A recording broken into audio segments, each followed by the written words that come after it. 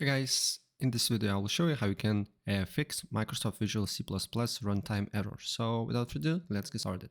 First of all, go on search and then you just need to go look for installed apps.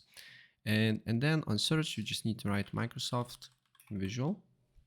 And you need to look for Microsoft Visual 215 to 22 if there is such an option. Then you need to press on the three dots, press modify.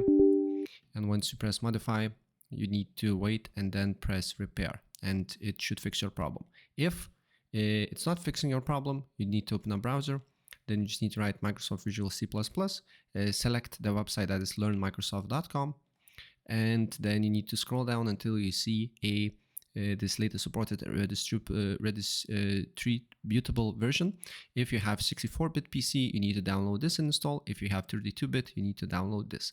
If you don't know what bit PC you have, you need to go to system information, and on system information here, system type, you should see 32 or 64. And that's pretty much it. So if I help you out, please press like.